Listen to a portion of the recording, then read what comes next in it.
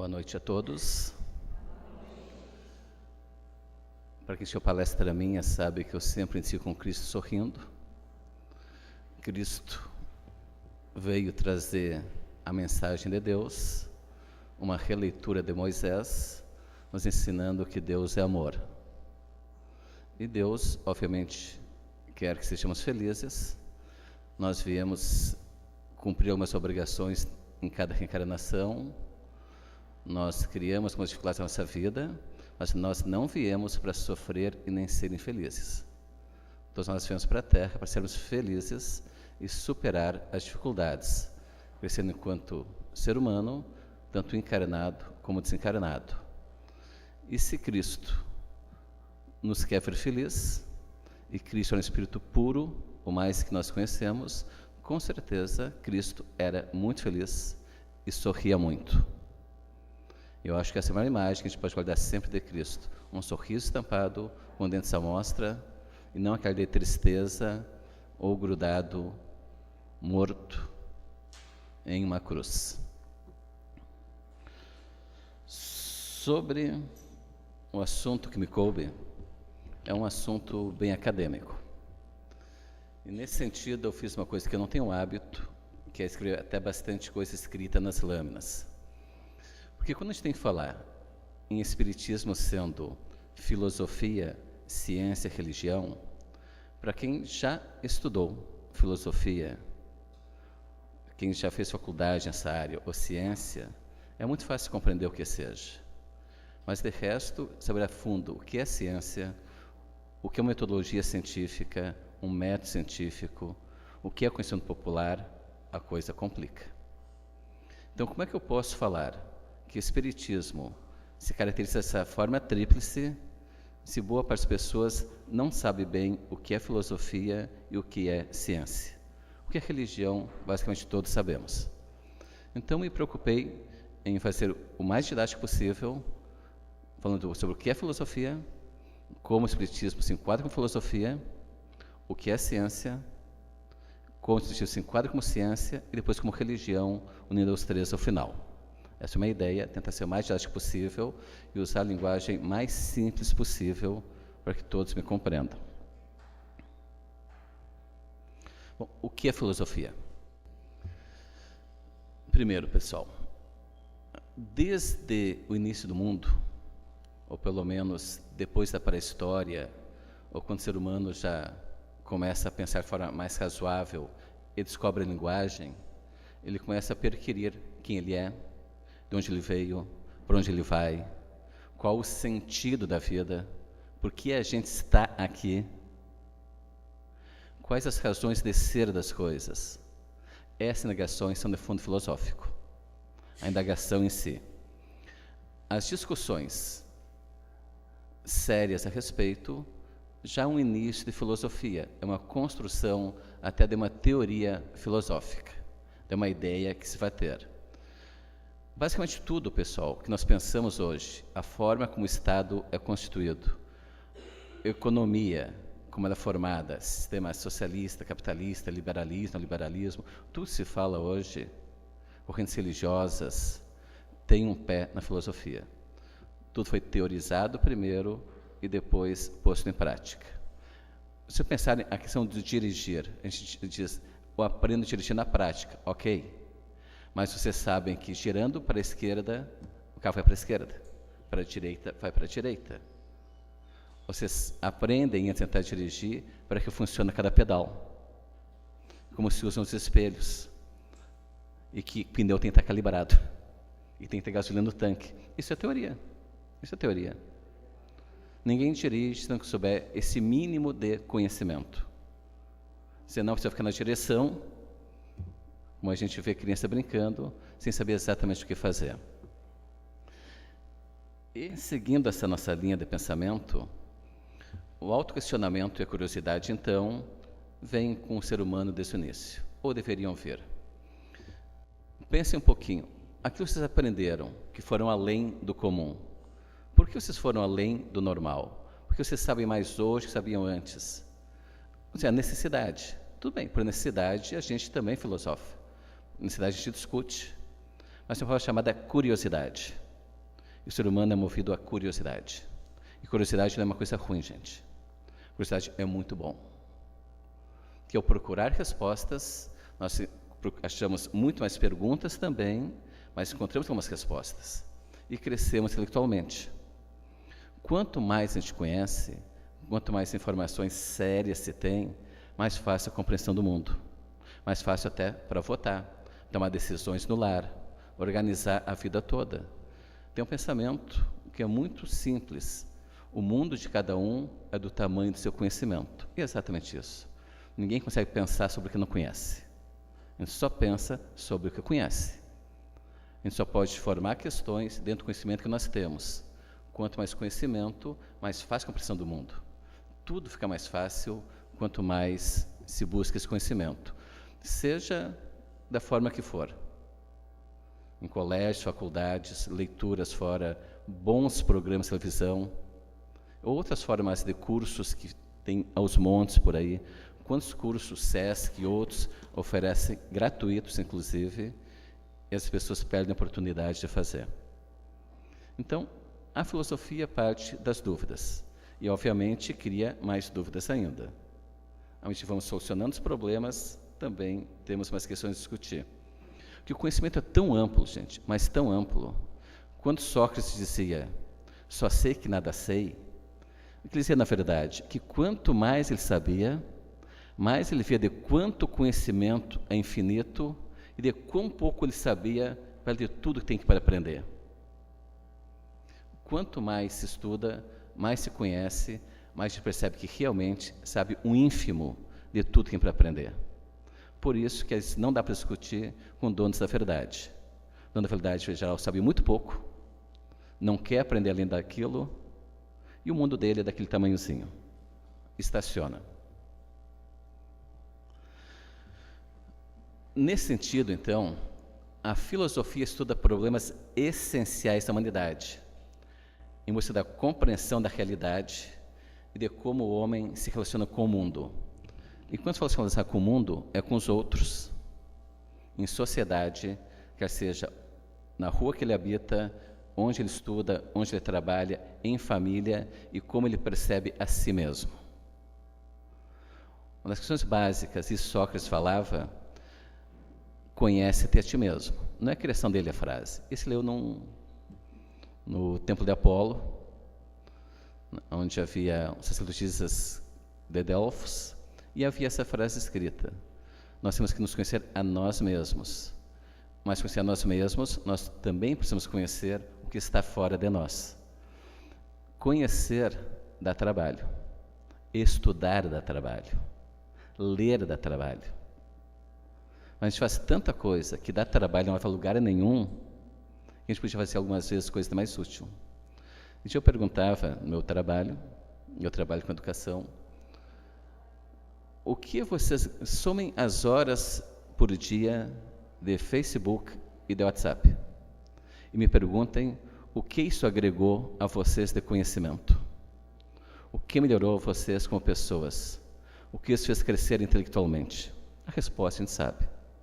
É um período que já está, por exemplo, lendo, buscando na televisão coisas que nos fizessem até divertidas, mas que a gente aprendesse. E eu nem falei ler evangelho, tá, pessoal? Eu estou numa casa espírita. Eu falaria ler evangelho, obra espírita. Não, eu falo de tudo. Até para entender o espiritismo, não basta ler evangelho, não basta ler obra espírita. Tem que conhecer o mundo da época de Kardec, para poder contemporizar e saber o que ele falou. Tinha muito de cultural essa época. Uma parte no espiritual, outra da pesquisa de biblioteca. A gente tem muito cuidado quanto a isso. Então, a filosofia tem a ver com reflexão, sobre pensar de forma profunda. Mas pensar mesmo, pessoal. A gente recebe mensagem de WhatsApp, às vezes, pessoal, que frase bonita. Quando receberem, pense se aquilo realmente faz sentido. Pense, faz sentido essa frase? Porque essas frases vêm prontas, como se aplicasse a tudo, fosse uma verdade absoluta. E a gente não para pensar. Cada vez se pensa menos. Em pensando menos, a gente aceita as verdades prontas. E é isso que o espírita de verdade não quer que vocês o façam. Nos escutam, ouçam, leiam e decidem que não é espírita, se quer não ser espírita. Mas é uma coisa consciente. movido pela razão. Não porque eu digo que é melhor o espiritismo ou não. Cada um tem que saber o que é melhor para si mesmo. Só tem um jeito de saber isso, é estudando. Bom, e se a Igreja Católica for melhor para mim? Vai ser católico, vai praticar o bem, sabe? O espiritismo tem isso de legal. Não interessa a tua religião, se tu é ateu. Faça o bem para ti e para os outros. É isso que nos interessa. Se acredita em Deus, nessa encarnação, em Cristo, em alguma encarnação tu vai acreditar se não acreditar nessa. Não adianta forçar a coisa, que não é assim que entra conhecimento.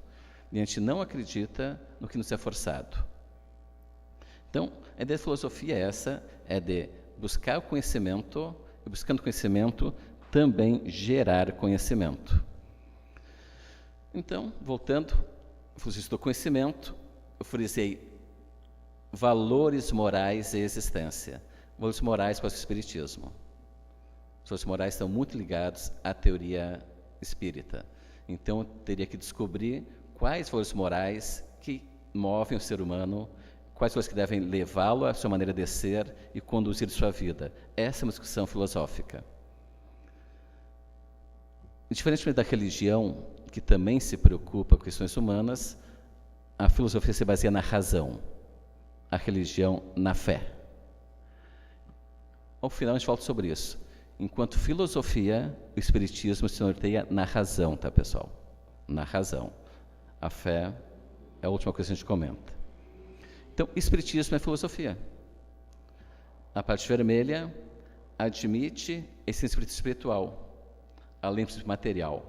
O espiritismo buscou, via Kardec, via estudos científicos, que é nossos próprios slides, explicar o mundo. Ele fez pesquisa científica com médiuns, os quais não viu pessoalmente, mandou mesmo as perguntas para eles responderem, e os mesmos e médiuns diferentes, de diferentes localidades, respondiam a mesma coisa. Pô, como é que pessoas que não se conhecem, com uma distância entre si, respondem da mesma forma perguntas dirigidas ao mundo espiritual? Isso é uma lógica. Então, a filosofia espírita se baseia nessa ideia básica de que, além do corpo físico, existe um corpo espiritual. E para que isso acontecesse, Kardec indagou, Kardec pesquisou e comprovou e criou uma teoria filosófica. Ciência. Aqui é o nosso maior problema. Quando a gente pensa assim, no meu tempo que era bom. Pessoal, nosso tempo de todo mundo é hoje. O meu tempo não é quando eu tinha 1 ano, 5 anos. Eu tenho 56, quase 57. Vivi a melhor fase da minha vida. Não sou saudosista. Teve coisas boas, coisas ruins. Dizer que os pais hoje dão menos atenção no passado é papo furado. A atenção é a mesma. Os jovens brincam com eletrônicos hoje, na época a gente ia para o quarto brincar com outra coisa. Eu ficava na rua brincando com crianças. Eu sentava na mesa, não podia falar sobre muita coisa. Tinha que dar voz primeiro aos mais velhos. Então, isso a gente também para não pensar. A gente faz toda uma crítica à juventude de hoje e não para pensar. Eu trabalho com jovens, 16, 17 anos, 18, e alguns na faixa de 22, 23, pessoas mais velhas. Eu acho maravilhosa a juventude de hoje. Nada do que as pessoas falam por aí. Tão responsável com os anteriores. Que a adolescência já está 26, 27, a gente sabe. Mudou. Mas esse pessoal vai ver muito mais.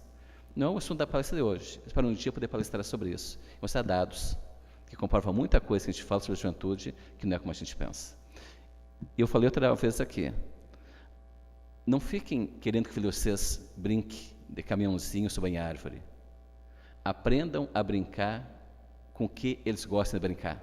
Sejam pais e mães da verdade. Eu tive uma experiência agora há pouco tempo. Foi só 3, 4 dias que meus filhos de férias. Um tem 17, outro tem 26. Em Itá. Aquele negócio que a gente desce lá com uma corda presa. Faltou o nome agora. Tirolesa. 1 km 740 de tirolesa. 1 km 740 de tirolesa. Andei. Para o meu filho, esses 7 anos era importante. Não apenas eu olhar eles andar, é que eu andasse também. E os pais têm que fazer isso. Aprender a jogar videogame, aprender a jogar computador e parar de dizer que no tempo era melhor. Que no tempo da gente matava passarinho, a gente aprendia que tinha que estar mais velho, mas a gente não ouvia discutir ou falar de respeitar crianças. Tinha muita coisa errada, gente. Pais machistas, educação machista, né? Pais que pareciam maridos de ponta, viviam na zona do meretrício. E aí vai.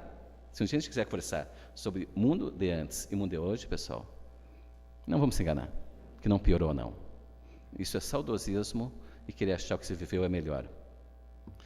Ciência não é achismo, e tem muito achismo. Não é conhecimento popular, gente. Conhecimento popular não é que não funcione. Algumas coisas até, de repente, pesquisadas, se comprovam e até pode virar ciência. Mas não é porque eu vi alguma coisa acontecendo que acho que sempre vai ser igual. Não é porque eu acho que uma pessoa X de tal cor age de um jeito que eu digo todas são assim, como é muito como questão racial, por exemplo. E a gente começa a, de um fato ou dois, induzir verdades absolutas e falar muita coisa que não é verdade. E aí se enche de donos da verdade, tendo uma base de comprovação científica, porque acham que é. Isso não existe. Pode ser até bom para discutir, bater papo enquanto come churrasco, mas não serve como verdade e nem para guiar a vida da gente. Existe metodologia própria, muita pesquisa, experimentação, testagem, replicações, entrevistas, enfim, e tem que ser generalizado. Se uma pesquisa fizer aqui com vocês, eu comprovar alguma coisa, eu tenho que fazer em vários centros espíritas, em várias outras cidades, em outros estados, outros países, para comprovar que é científico. Não é uma pesquisa feita aqui, com alguns de vocês, que vai dizer que aquilo é certo. Isso vai muito além do que se pensa. Bom, alguém sente saudade disso? Isso aqui é uma latrina, uma casinha de madeira. Lá embaixo está cheio de cocô e cheio de mosca. Eu morei em 3 casas com isso. Levantava de noite, com chuva, ia na latrina, não, daí tu ia no pinico, para não sair na chuva. Isso aqui, que a maioria de vocês não conhece, é de se acocar mesmo. No meu tempo de colégio, ainda existia tipo de banheiro. Eu não sinto saudade disso, pessoal. Não sinto mesmo. Mas por que eu estou falando disso? Eu estou falando sobre ciência. Tem pessoas que execram a ciência. Eu não tenho saudade disso. Agora, um chuveiro bom, um vaso sanitário, papel higiênico de qualidade, uma pia com água correndo, que nada disso tinha nas minhas casas que eu me criei, produto de limpeza e até luva para o cloro não estragar a pele. Pessoal, isso é ciência. Alguém sente saudade de banho de banheira, pinico embaixo da cama, ratoeira embaixo da cama? Ah, vamos falar sério, né? Quando meu irmão teve sarampo, minha mãe botou junto que ele pegar sarampo junto, que ele cuidava uma vez só. Isso é prática comum. Gente, hoje ninguém pega mais sarampo. A juventude não tem mais cárie dentária, porque a água é tratada e na água tem flúor. As pessoas não morrem, mas é nó nas tripas, porque o leite vem tratado, não se pega mais leite da vaca. Olha o avanço que nós tivemos. A vida média hoje está em 80 e poucos anos. Há 40 anos atrás não chegava a 50 anos. Isso tudo é ciência. Energia elétrica, e aí eu botei já energia solar, que uns 10 anos já vai ser uma coisa comum e barata, hoje é pouco acessível, mas com a rapidez que o mundo anda, em pouco tempo certamente vai ser popularizada, então vai ser na sua casa, sua energia. E energia é tudo. Você não tem nem água em casa sem energia. A Corsan, para tratar água, é energia elétrica. Para mandar água para nós, depois pode vir por gravidade, mas precisa de eletricidade. O que nós somos sem energia elétrica, pessoal? Não tem civilização. Sem energia elétrica, não existe civilização. Sem as energias. Sem ciência, a civilização não existiria.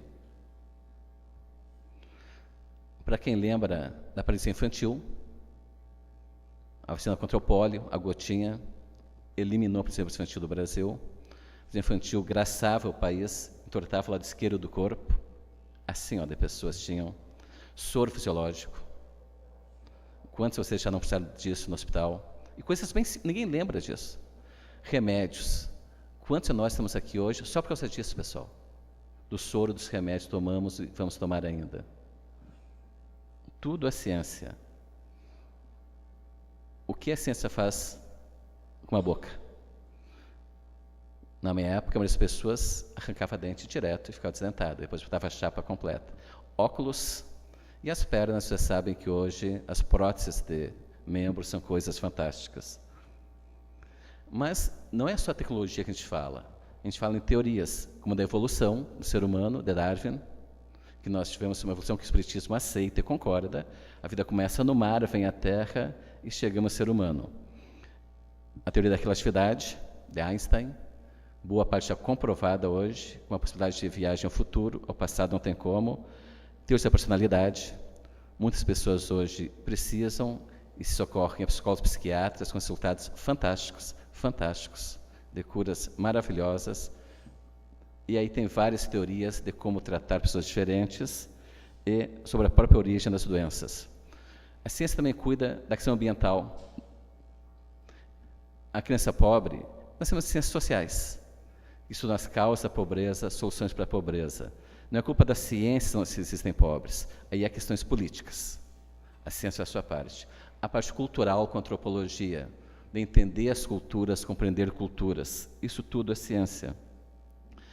Microfone, computador, o aparelhinho ali em cima. Nessa palestra, usando com vocês 3 aparelhos absolutamente necessários para falar para esse monte de pessoas. Não precisamos fazer como Cristo, que um grupo assim tinha que gritar, se esgoelepar gritando, para que todo mundo escutasse. O que é ciência? Bom, ciência existe metodologia, rigor científico, um método científico. E a gente não tem como entrar nisso. Mas metodologia são procedimentos que têm que ser seguidos para que realmente seja científico. Então, se eu vou pesquisar um crescimento de uma planta em um local, eu tenho que saber temperatura, umidade, condições e repetir esses testes em mesmas situações por várias vezes, até que haja comprovação. Eu não posso fazer coisas diferentes e achar que os resultados são iguais. Ou, de outra forma, fazer coisas iguais e resultados diferentes. Eu preciso ter método, um método de pesquisa que eu siga. E aí são vários métodos que existem. Mas eu tenho que optar, eu vou pesquisar dessa forma. Eu vou entrevistar X pessoas de X cidade, de X vilas da cidade. Eu vou pesquisar pobreza. Em quais regiões da cidade? O que é ser pobre em Santa Cruz do Sul? O que é ser pobre no interior do Nordeste? O que é, ou qual a importância, a cesta básica de Santa Cruz do Sul, a cesta básica do interior também do estado nordestino? São coisas diferentes. Pesquisa, pessoal, informe conhecimentos, existem certezas e uma seriedade muito grande, um rigor de método, de metodologia, de formas de pesquisar. Por isso que se exige para pesquisa, faculdade, cursos, muitos cursos, para falar sobre ciência, entender ciência e metodologia, para entender os rudimentos da história, no mínimo, precisaria de um curso de 90 horas com vocês. Não menos que isso. Para fim, desde a Grécia Antiga, discutindo os principais métodos que aconteceram e como se vê a verdade. Se está a partir da pessoa ou se está na coisa. Se existe essência ou existência está antes da essência. Então, isso é toda uma discussão que eu estou falando já em filosofia, mas que a ciência vai mostrar onde está a verdade. Então, ciência, método científico, observação, comprovação científica, e aí se chega a questão de uma teoria científica, que pressupõe que é verdadeira, até que outra possa derrubar. Não se aceita mais ciência hoje que seja intocável. O que é comprovado hoje está sujeito a amanhã não ser mais verdadeiro. Aí se tira Einstein, a teoria da relatividade. A verdade se vê como absoluta até então. A verdade é relativa. Isso tem probabilidades de. Ninguém pode afirmar que no futuro vai ser assim. Eu posso dizer, olha, existe 80%, existe 98% de probabilidade que isso aconteça. 70%, 50%, 100% nunca. Se vamos dizer 100%, não é científico.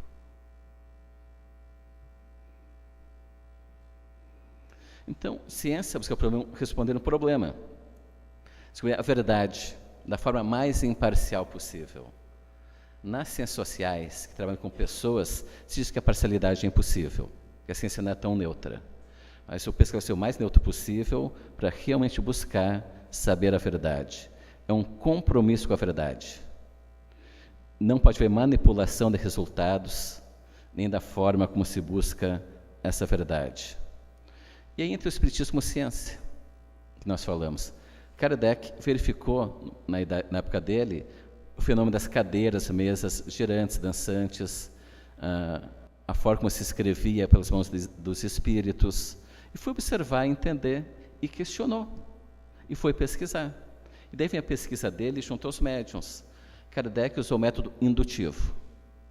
Hoje alguns entendem que o método indutivo não é mais método, seria mais uma técnica, mas escrito por próprio Kardec, o método indutivo, que era o método que mais se aplicava à época. Foi criado por Bacon, e depois vai ser melhorado por Newton, que é o da maçã que cai, da gravidade. Então Kardec usou o rigor científico da época para montar questionários, mandar para pessoas que ele nem conhecia, receber centenas de questionários com todas as minhas questões e ver o que havia de comum e ter aquilo como verdadeiro. Isso é método científico. Por isso que a gente afirma que o Espiritismo é ciência, que Kardec usou um método científico. Mais do que isso, ele deixa bem claro que, com a mudança dos tempos, novas verdades podem surgir. E com as novas verdades, não existe problema de se mudar coisa do Espiritismo. O Espiritismo quer trabalhar com a verdade. Se comprovado que uma coisa está errada no Espiritismo, se muda a verdade e passa a ensinar uma nova verdade. Até porque Kardec, na época, o que havia de relação entre o nosso mundo espiritual veio do mundo espiritual. Agora, para quem estuda o Espiritismo, a gênese, a origem do mundo, a sociedade, isso é de biblioteca. Está falando da biblioteca, não do mundo espiritual. O que havia de conhecimento até a época veio da biblioteca. O que Kardec traz do mundo espiritual é essa relação nossa com o mundo de lá, reencarnação e coisas do gênero. Kardec era um estudioso, pessoal, altamente estudioso.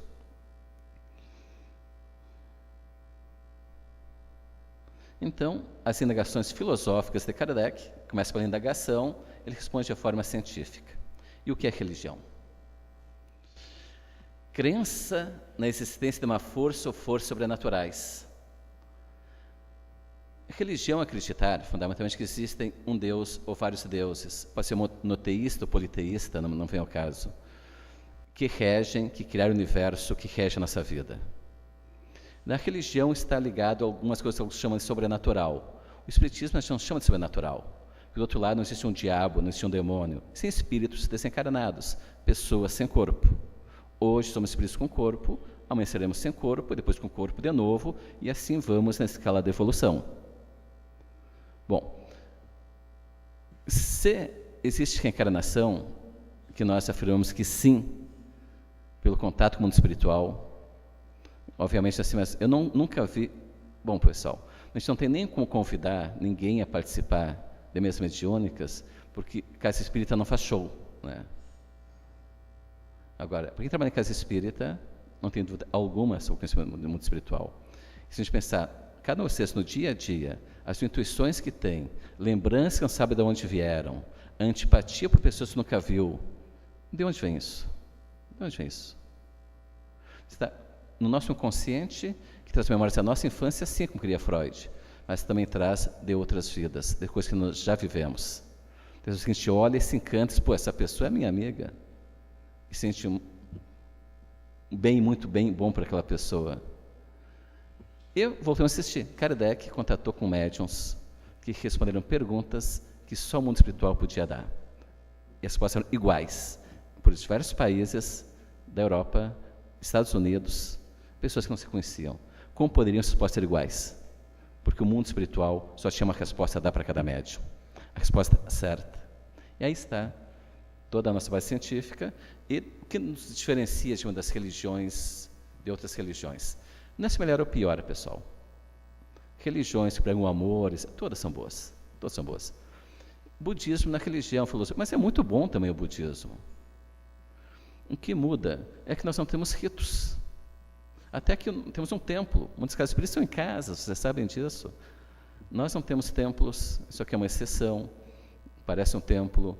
Nós não ganhamos salários, nós não somos sacerdotes, nós somos sócios da casa, como parte de vocês são. Nós estudamos muito. Nós não temos rituais, como as outras igrejas têm. A igreja católica bate sininho, bota uma roupagem específica. Cada uma tem seus ritos. Nós não temos rituais. Então, essa parte das igrejas que a gente tem, nós não temos. Não estou dizendo que é certo ou que é errado. Ninguém está fazendo juízo de valores, tá, pessoal? Nós não temos ritos. Mas e nos passes? Aquele ritual todo. Você imagina quem já fez passe? Se sentasse na minha frente e ficasse olhando para vocês. Eu sempre pergunto, e o passe? Eu estou transmitindo energia. Se a gente não fizer o ritual das mãos, e a imposição das mãos ajuda, principalmente magnética, a passar energia, quem recebe passe acha que não está tendo passe. É uma questão de cultura nossa. A manutenção física, por vezes, ela é necessária. Sim, mas antes de começar a palestra, alguém veio e falou, não precisa, isso é a nossa casa espírita. Nossa casa espírita não tem uma pessoa que apresenta, o palestrante já começa direto. São coisas de cada espírito, isso não é ritual. Eu vou cuidando do relógio aqui, tá, pessoal? Espiritismo, a religião é. Por quê? Religião como atitude de vida, como modo de proceder, buscando se identificar com Deus, através de um modelo de vida reto e digno. Quem vocês verem aqui dentro, falando, dando passe, e lá fora tinha uma vida totalmente imoral ou amoral, não é espírita. O espírita erra, como todo mundo erra, tá, como qualquer um de vocês longe da perfeição, tentando se melhorar. Agora, não pode ser uma pessoa ruim, de jeito nenhum. Não pode querer enganar alguém, fazer o mal proposital. Quem faz isso não é espírita. Não é cristão, não é nem católico, nem evangélico, nem espírita. Quem faz o mal não é cristão, tá, gente? Não é de nenhuma religião, na verdade. Pode ser católico, protestante, espírita, não é. O que é importante, mais que o falar, é a atitude da pessoa. Coerência é uma palavra-chave, nós sabemos disso. Então, não tem cultos instituídos, não tem rituais, crendices e coisas do gênero. E aí eu vou repetindo na mesma linha, que nós temos o crescente filosófico, não tem as questões tradicionais de outras igrejas, e visto o que é ciência, o que é filosofia, de forma muito rápida, né, pessoal? O que é religião, nós vimos que o espiritismo se enquadra como os três. E eu fiz um breve resumo aqui, para tentar concluir, deixar mais claro a questão espírita. Espiritismo, ciência. Kardec viu os fatos, mesas girando, cadeiras se mexendo e etc. Ele ficou curioso, foi observar. E teve uma dúvida. Como essas coisas se mexem se ninguém está mexendo nelas? Levantou uma hipótese. Existe uma força por trás disso. Existe uma inteligência, que não é uma pessoa encarnada, que mexe as cadeiras, que mexe as mesas, que faz escrever o lápis sem a ajuda da pessoa. Ele teorizou, é que ele está indo no campo da filosofia. Aí, por um método indutivo, ele manda as perguntas, os questionários, recebe os questionários e escreve o livro dos espíritos, obedecendo o método científico, o método indutivo, que na época era o mais usado, que tu observa e chega a verdades. Então, tu observa, se repete sempre, é uma verdade. Muito se usa, algumas áreas de conhecimento ainda. Pela pesquisa, ele comprova a hipótese, ou seja, existe inteligência por detrás dos movimentos. Existe um mundo espiritual. E esse mundo espiritual, com contato com os espíritos, trazia a mensagem de Cristo, falando em Deus como Criador, inteligência absoluta. Como filosofia, ele está antes da ciência, no querer respostas, na curiosidade, no querer discutir, buscar o conhecimento. Aí já existia filosofia antes da ciência. E depois da pesquisa pronta, depois da ciência pronta, volta a filosofia. No resultado, está presente no resultado da ciência. É criada uma nova doutrina, uma nova escola filosófica. O Espiritismo é uma escola filosófica que foi testada cientificamente e afirma aquilo que só afirma em razão de que houve pesquisa obedecendo metodologia científica. E a parte da religião. A filosofia, que é uma científica com os fundamentos morais e totalmente cristãos. Se eu crio uma filosofia de forma científica, me remetendo a Cristo, o que eu vou fazer? Eu vou divulgar a filosofia. E por que nós divulgamos a filosofia espírita? para religar o homem a Deus, para tentar mostrar o caminho que outras igrejas mostram também, que tem que ser cristão, que a vida continua, de que existem formas de salvação para todo mundo um dia, segundo a Igreja Católica, para o paraíso, ou segundo o Espiritismo, nós ir se iluminando a cada encarnação até chegar no estado angelical. Tudo isso com base em Cristo. Como a gente lê em qualquer religião, Cristo é o caminho, a palavra e a vida, roteiro para a iluminação e a salvação do espírito. Então o Espiritismo busca consolar e auxiliar, aproximar o homem de Deus. Aqui está o Espiritismo como ciência, filosofia e como religião. É o que dá para fazer em 32 minutos. Não dá como fazer muita mágica. Em cima disso, então, a nossa fé não é uma fé por medo. O espírita não acredita em Deus por medo ou porque Deus tem que existir. Não. Nós acreditamos em Deus porque a razão nos mostra que Deus existe. A razão nos mostra que o pensamento cristão é o correto. E a razão que nos leva a isso é o método científico. E a nossa religião, se a gente chama assim, antes da religião é uma filosofia. O aspecto religioso é só esse, pessoal. É tentar ajudar a si próprio e aos demais, trazendo o caminho de Cristo, que nós temos por convicção científica saber que é verdadeiro. E pensem bem, amar o próximo, amar a si mesmo, fazer o bem, não fazer o mal. O que tem de errado nisso? Não tem. Não tem absolutamente nada errado. Deixa-me... Estou no meu tempo, então convido todos para a oração. Bom, pessoal, eu vou pedir o que pedi na última palestra. É o contrário do Antônio, que eu peço para abraçar as pessoas do lado. Eu vou pedir que vocês peguem a mão direita, levantem ela para cima e coloquem sobre o coração. Mão esquerda e botem aqui. E fiquem assim, abraçando a si mesmos. E captando a energia que existe nesse ambiente e dando para si. Ama o próximo ama o próximo como a ti mesmo. Nós temos que energizar a nós mesmos, nós temos que cuidar de nós mesmos, nós temos que nos respeitar e nos amar muito. Então, abraçar a si mesmo não é egoísmo, tá, pessoal? É um ato de amor. E o mais próximo da gente ainda é a gente mesmo. Para ajudar o próximo, eu preciso estar muito bem comigo. Daí, quando chegarem em casa, essa energia boa que vocês têm, e vão levar mais um pouco daqui, daí sim, abracem os filhos, marido, esposa, e levem um pouco dessa energia para todos eles, e distribuam um pouquinho. E eu vou ler a minha segunda oração predileta, que é a prece de Caritas. Eu peço assim toda a atenção, aquele abraço carinhoso em si. Deus, nosso Pai, que tendes poder e bondade, dai a força àquele que passa pela provação, dai a luz àquele que procura a verdade. Ponde no coração do homem a compaixão e a caridade. Deus, dai ao viajante a estrela guia, ao aflito a consolação, ao doente o repouso. Pai, dai ao culpado o arrependimento, ao espírito a verdade, à criança o guia, ao órfão o Pai.